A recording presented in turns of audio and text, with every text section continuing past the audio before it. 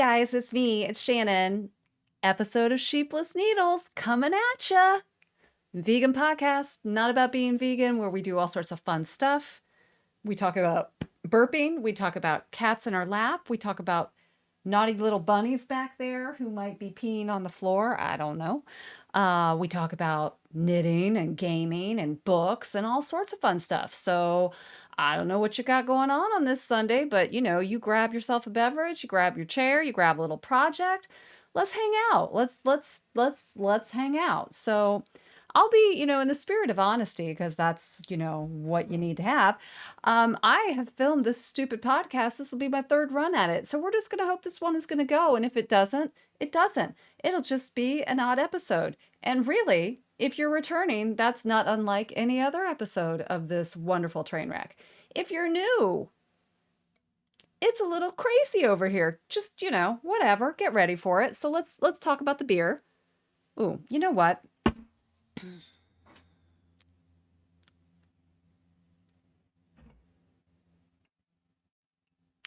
Okay. This is Wicked Imperial Pumpkin Spice Latte Stout.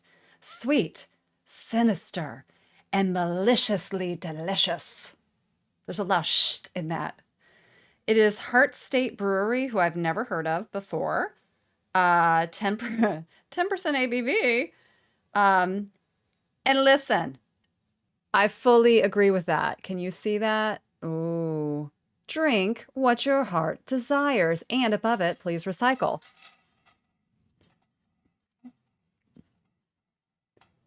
If you hear that, that is Smithers' auto feeder, and he goes bananas for it. So anyway, let's crack this bad boy open. Oh, she dark. She's a foaming. Oh, Maggie, I'm dripping on you. I just dripped on my cat.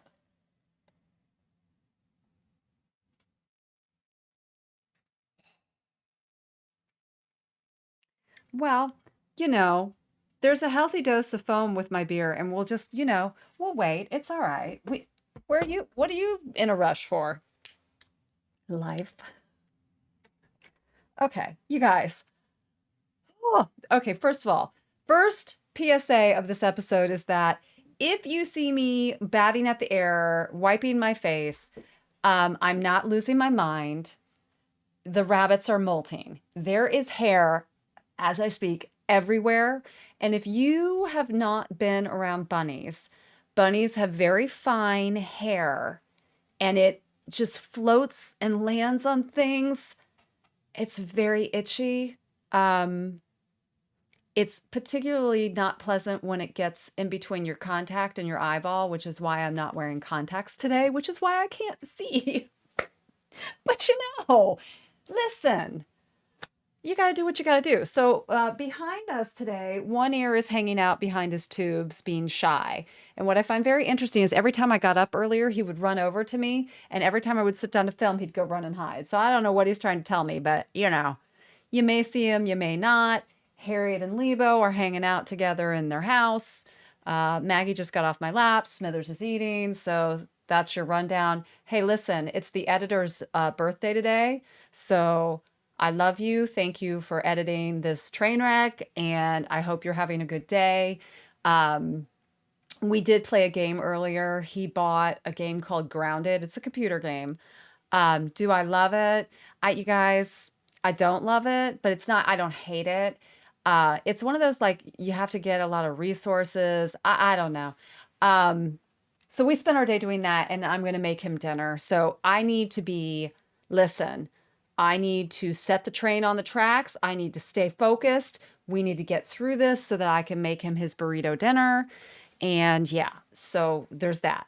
So, okay, I think, yeah. All right. So listen, hello. What, Shannon, what is that beautiful explosion of color adorning your, I don't know, your your shoulder girdle? What? I just Oh, I'm done. I haven't even had a sip of this beer and it's already done. Okay, so yeah, you guys, I have finished something. I will show it to you momentarily. Let me tell you what it is. This is Stephen West, the Shawl Smorgasbord shawl. Her name is Large Marge. Tell him Large Marge sent you.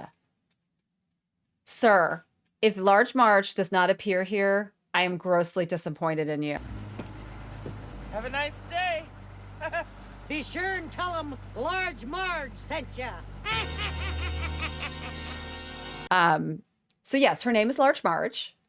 A lot of yarn went into this. So if you are interested in the yarn totals or the yarn that I used, it is on my Ravelry project page. I've put it all there. It is definitely a cornucopia of different yarn companies and colors and whatnot. So yes, all of that information will be in the show notes. It will also be on my Ravelry page for the project.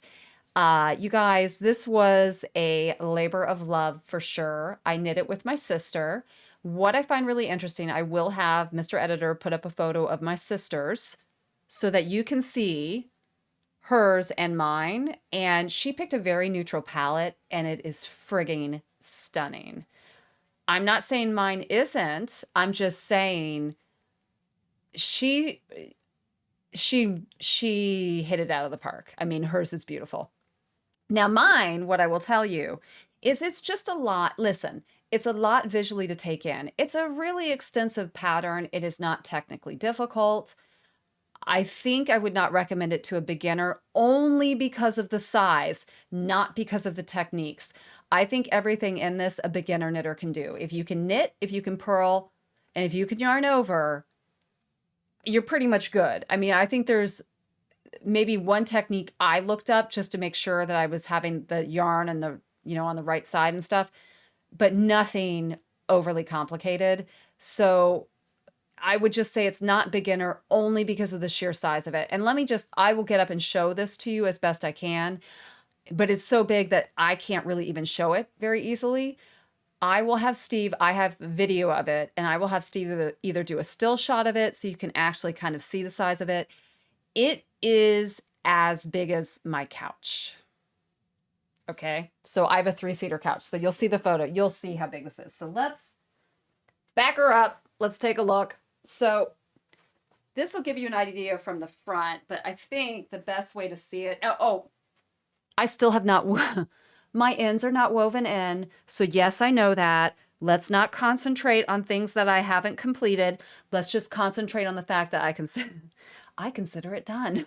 You're just too good to be true. Can't take my eyes off of you. I do love it, you guys. I really do. I think the colors, I mean, just come on. It is fab. But, hold on. It's true. Okay, let's try. First of all, guys, let's try this beer.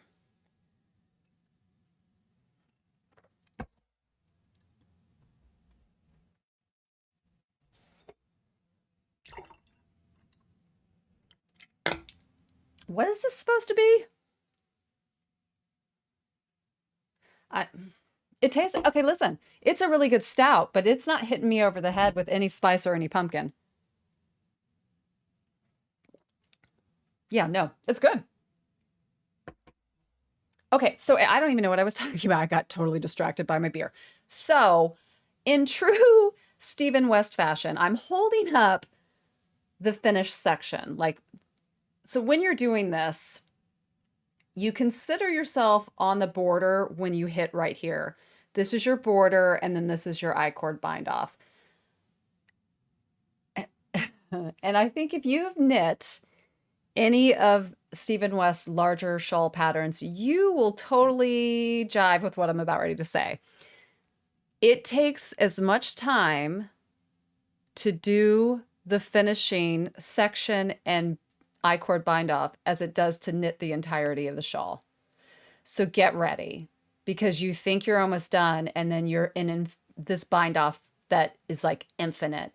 It is a sea of just binding off that never ends. Like, I really do think sometimes, like, I wake up in the middle of this bind off and I'm like, I'm in hell. This is purgatory. And my purgatory is literally a never ending Stephen West bind off. That's where knitters go when we, fuck something up. I'm just saying. So, but again, you know what you're, listen, if you've knit Stephen West before, you know what you're getting into. You know what you're in for. If you have not, just prepare yourself. There's some work there. Well worth the outcome. I think that this particular shawl, like I said, I don't know if I would recommend it for a beginner, and I don't know if I would knit it again because it's so friggin' big. And I think once you accomplish that, once you climb that mountain, you don't need to climb it again. Like, unless you left something on the top, which in my case, I did not. I may have left my sanity and I'm not coming back for it. You know what I'm saying? So yeah, it's a great knit. Leading into the mystery knit along, would I have made a different choice? Maybe I would not have knit this, but that's okay. Um, it is what it is. And I am just really excited to have it done. I'm excited to have my hands rest a little bit before we get into the mystery knit along because, oh, my knuckles, whoo, they're ready for a break. That is what I've knit on. This is the only thing I've knit on since August 1st. So, yeah, I was monogamously knitting. Did I enjoy having this be the only thing I was knitting on? You guys, I think I like the option of moving from project to project, but I didn't do that in this case because I knew I needed to get it done before October 6th. So I just kind of, nose to the grindstone and went for it. And, I only knit at night after work. So I only knit for an hour to 3 hours a night, and that's it. So for me to get this done, and really the reality is I got it done in 6 weeks because I didn't knit for 2 weeks when I went down for COVID. So I cast it on August 1st. I was finished on the 29th or the 30th of September. I mean, that's not a bad timeline when you're only knitting a couple hours a night. So I think it's very doable. It is not something that I would recommend, thinking that you're going to hang out watching TV and mindlessly knit it. There is some counting. And if you can, like, here's the reality. There is some counting. And once you're able to read your setup row, you probably don't need to worry about counting, but your setup rows are super important. And I say that after having to frog a section or two because I wasn't paying attention. So it is not something that I would be like, I could blindly go into. There are sections once you get them set up that, yeah, it would be TV knitting, but then the section's done as soon as you're getting used to it, you're moving on. So it is something that you do need to be present mentally as you knit it.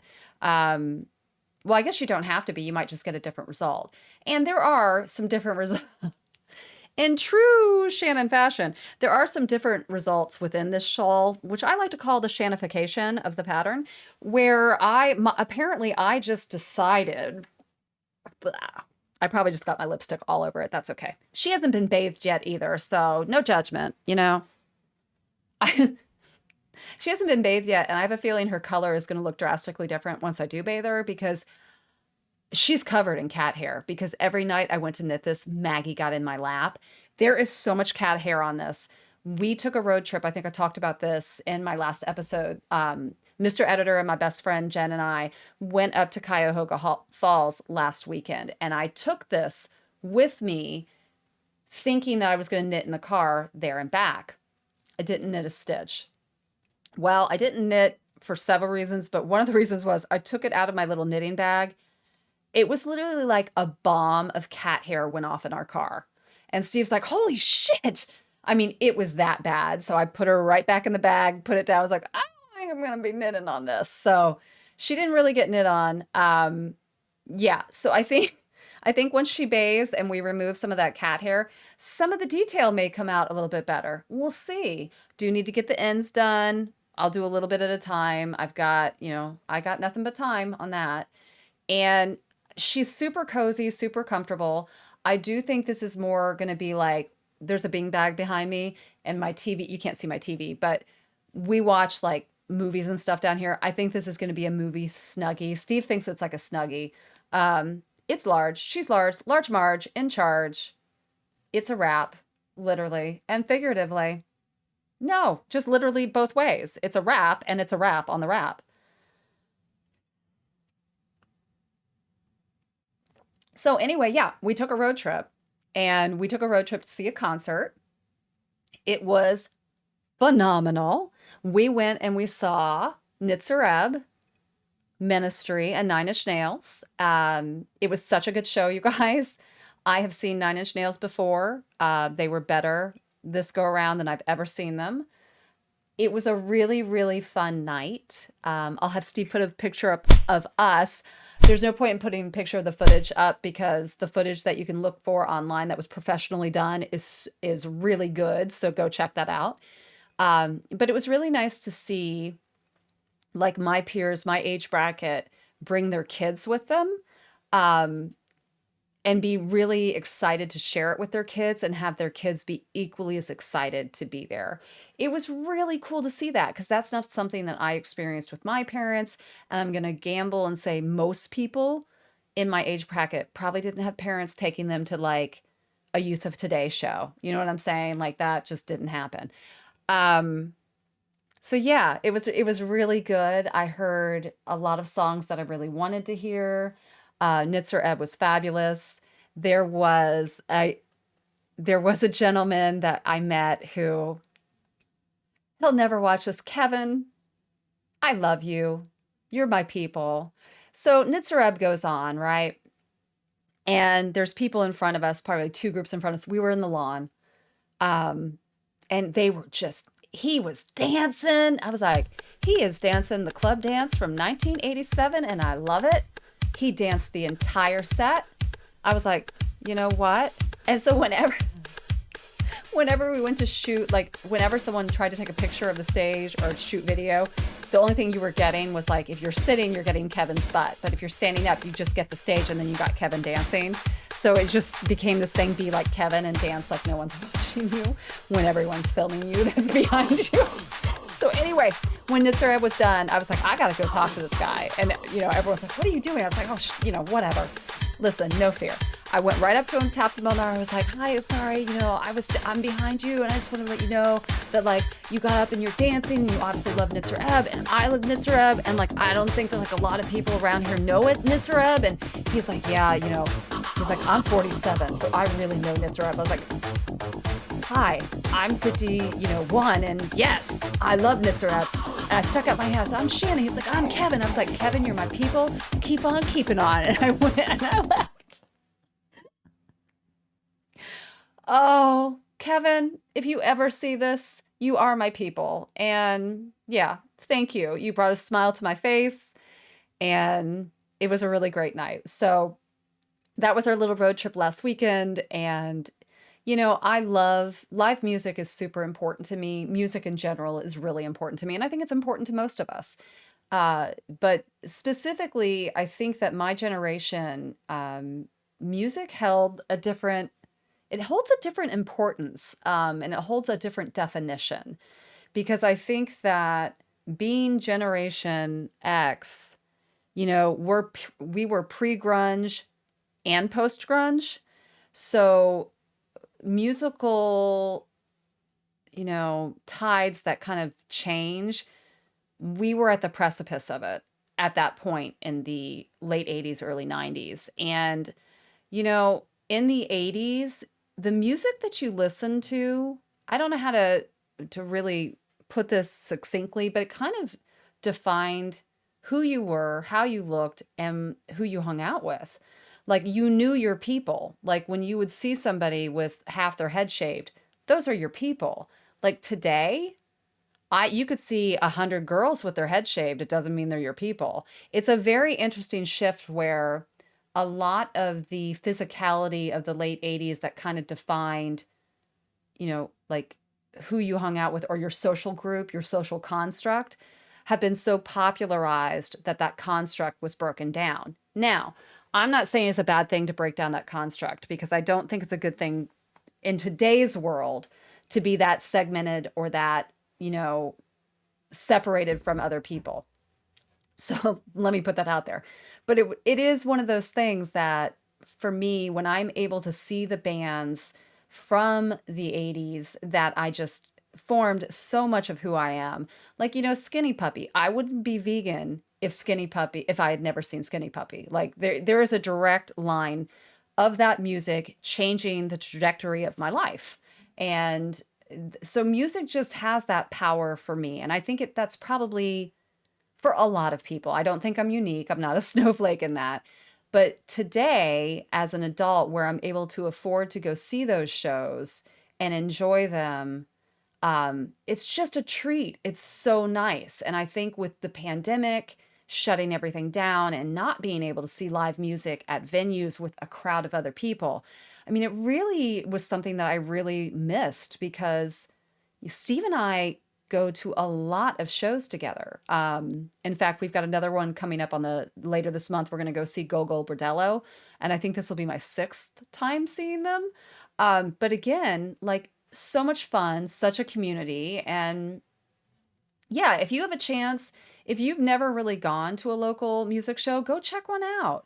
Go see what's going on in your town. And if someone's coming through and you're like, oh, I don't know if I'm going to like it, or I'm scared to do it, find a friend, go and do it.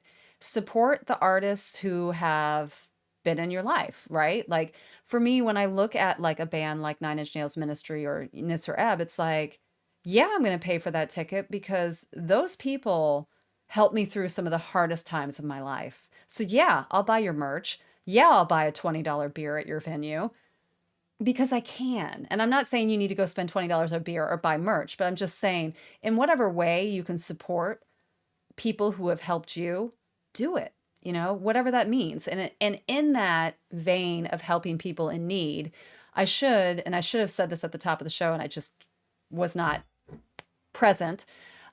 Florida, you guys, Hurricane Ian, and it's not just Florida, it's also, the Carolinas. Yeah, whatever way you're able to help. I normally will, when there's something like a disaster like this going on, I will usually in the show notes try to link you up with different charities or news sources so you can get information. I have not had time to do that. And I also am having a little trouble finding on the ground charities in Florida. So what I'm going to recommend, and it's what I am doing, is I'm going to check with my local shelter, which is a humane society, to find out how they are partnering across the state to either send a team down or send supplies down, find out what they need, if I can donate my time, if I can donate money, if I can donate supplies, whatever I'm able to swing, I'm going to try to swing it to help in that way. Because there are just hundreds and hundreds of people who are going to need help, and there's going to be hundreds and hundreds of people with animals who are going to need help. So anything that you can do, anything you can do. And it doesn't have to be about money. Anything, if it could be raising awareness, whatever you can do to help, roll up your sleeves. Let's try to be helpful. I just cannot imagine. And very quickly, someone did ask me about my family. I do have family on the Gulf Coast. They're fine. They are in Sarasota, and Sarasota kind of just lucked out in a very odd way where they just didn't get slammed the way that people south of them did.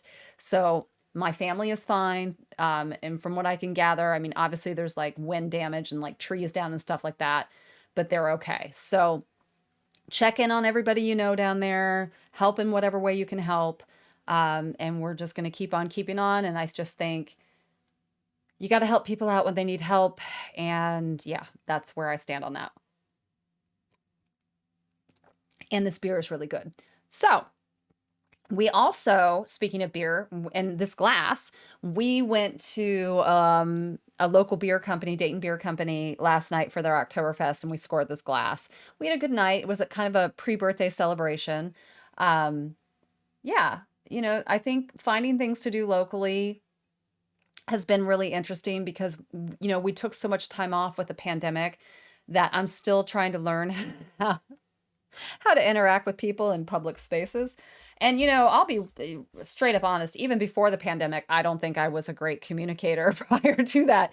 I just don't know if the pandemic helped me any more with that or not.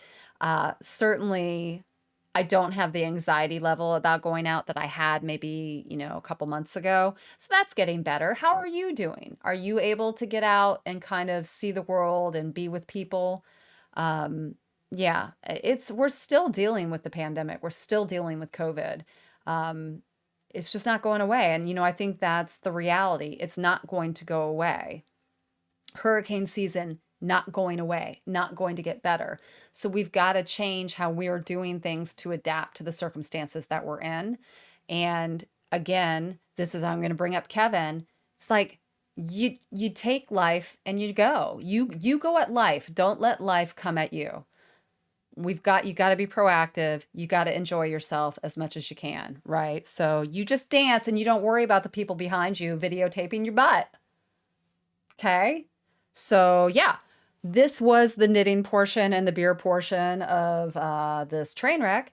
And I did a little filming in the very first version of this podcast, and we're just going to switch on over to that. So you may see a wardrobe change. You may see some different makeup. I don't even remember what I was wearing. Who knows? But it's going to be my future knitting project. So please, Mr. Editor, insert the Roll for Initiative footage from, I think, the first thing I sent you. I don't know. And we'll go that route. And so you guys will see that. Enjoy it. And I'll just be here waiting when you come back. I'll just be here. Go on. Go watch that footage. So, what Sheepless Needles does, I'm going to knock my mic.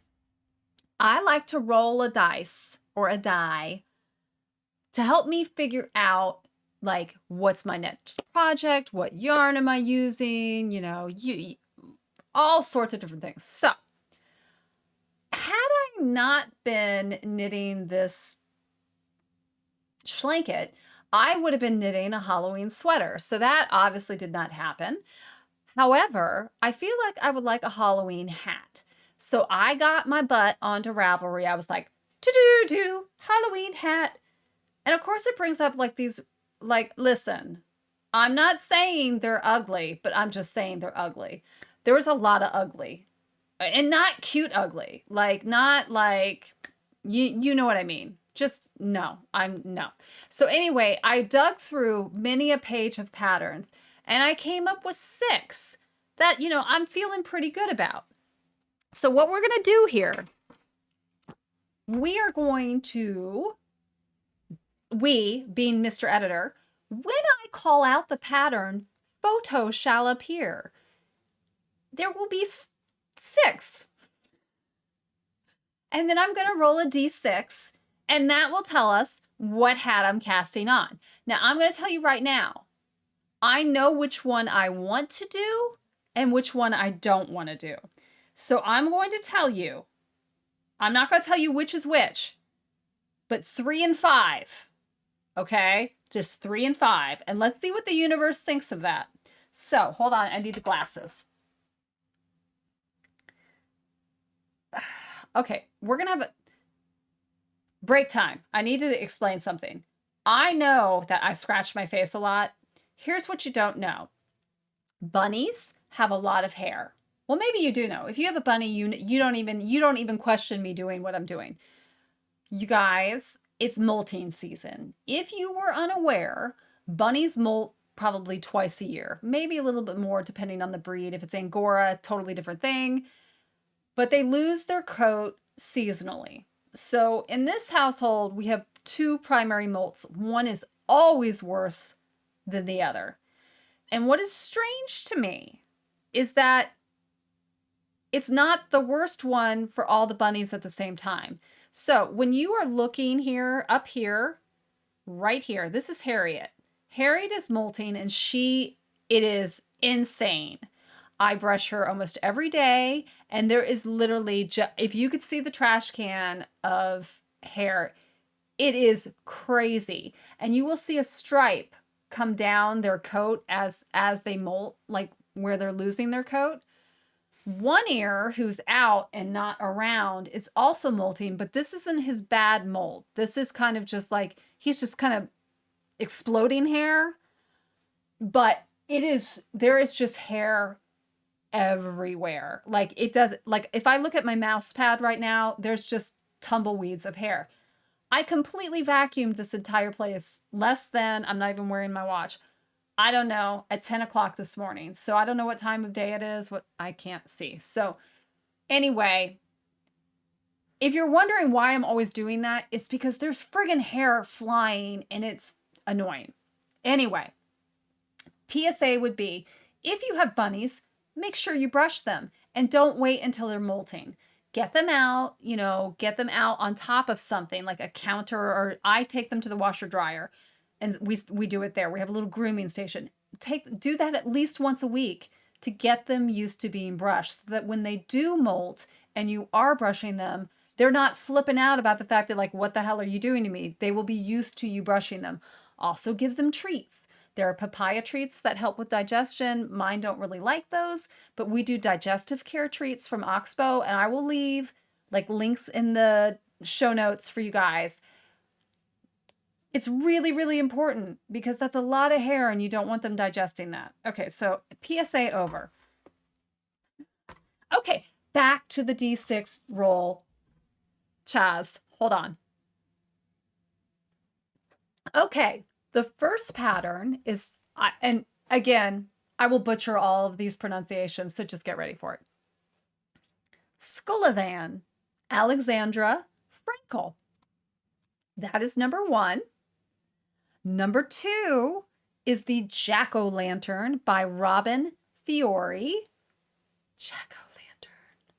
Number 3 is Little Ghost by Tia Marie. Number 4 is let's try that again. Odd. I'm going to get 4 already. Odd Soul Hat. It is from a pattern by Lion Brand Yarn. They didn't say who the actual designer was, so. Number 5 is the Booyah Ghost Hat, which I'm sure you will recognize because it is the companion to my Let's Boogie sweater. Okay, that was 5. Number 6 is the Spooky Hat by Rosie Posie Knit Company. Okay, you guys. So, I'm just throwing shit. That's what's happening. Dice set.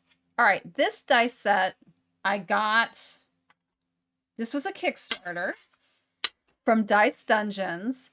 I can't even remember the name of the set, but it was like different color of dragons. So this is a silver dragon, I think. Or was it a blue dragon? I don't even remember. And you guys, I can't even get the D6 out. I need a spork. Spork on deck. Approximately 10 hours later. Good friggin' Lord.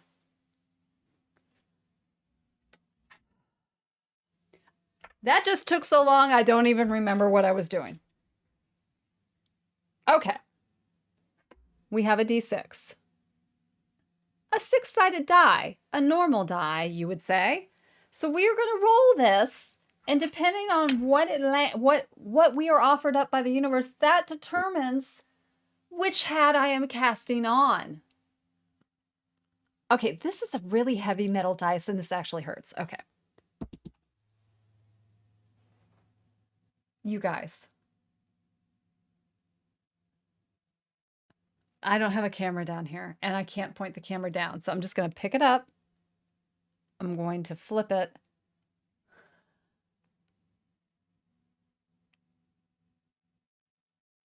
That is a 4. Did I not say when I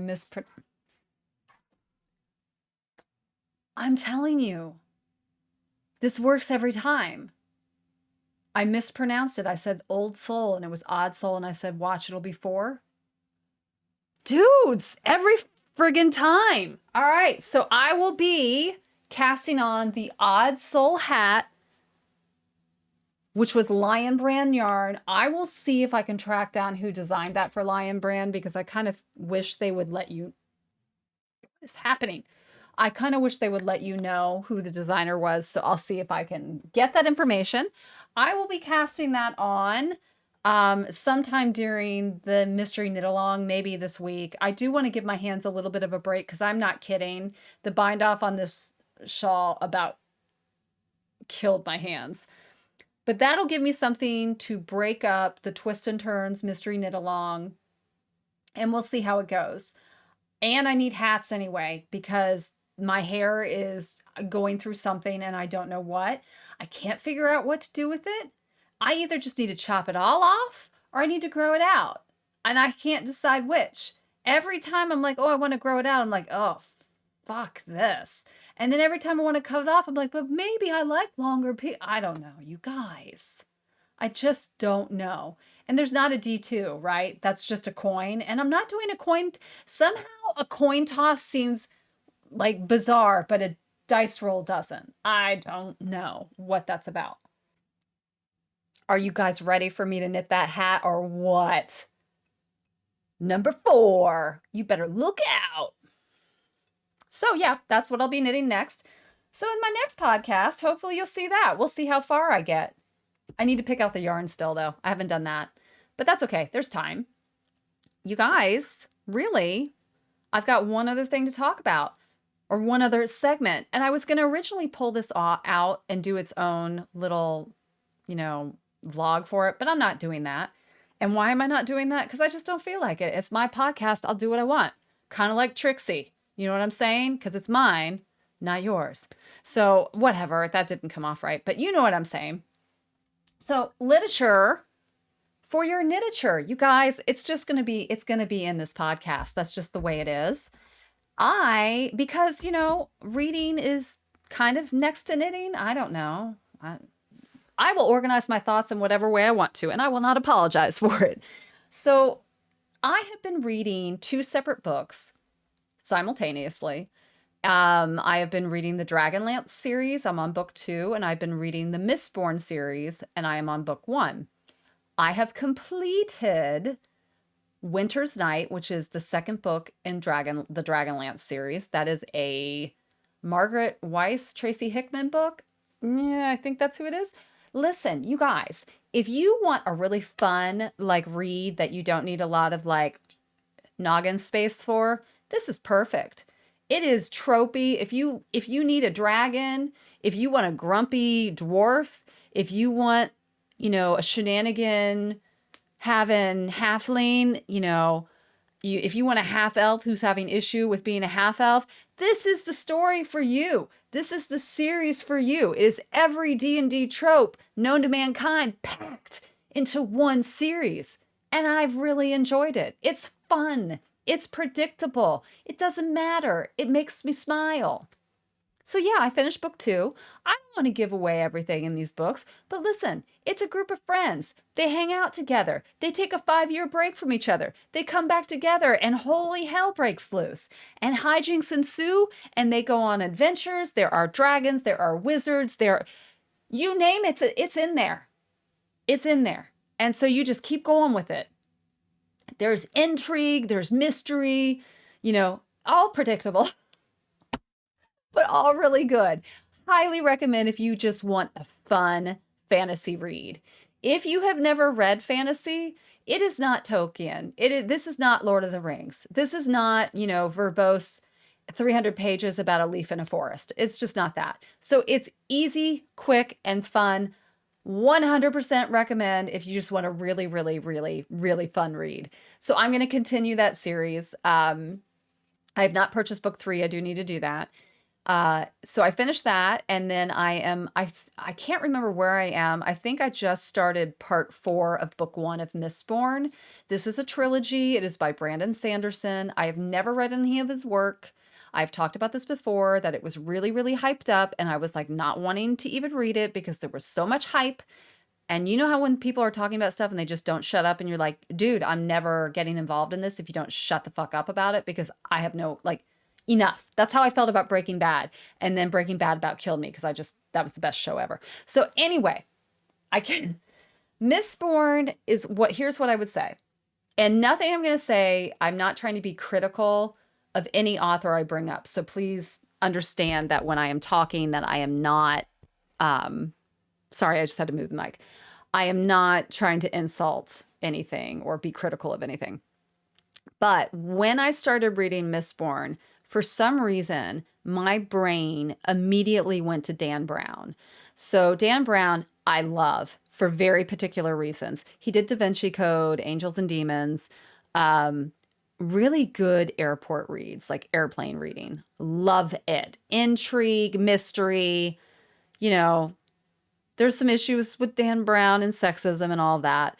But okay, so I'm reading Mistborn, and for some reason, I feel like, and listen, I'm only on book 1, so let's give me some slack. But I do feel like Brandon Sanderson may be the Dan Brown of fantasy, and that's not necessarily a bad thing because again, I like Dan Brown. The thing that I'm really enjoying about it is that he has a magic system that he has created. And it is a really interesting and intricate system that he goes into pretty great detail on.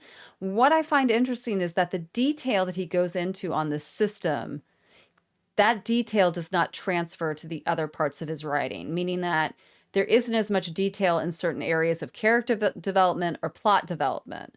And I can't help but wonder if maybe this first book is really setting up the magic system, and maybe that detail on plot and character, background will come in later. I don't know, because I'm just not there yet. If you've read Sanderson and you've read this trilogy, you can let me know I'm totally full of it in the comments, or say, oh no, you're kind of right about that.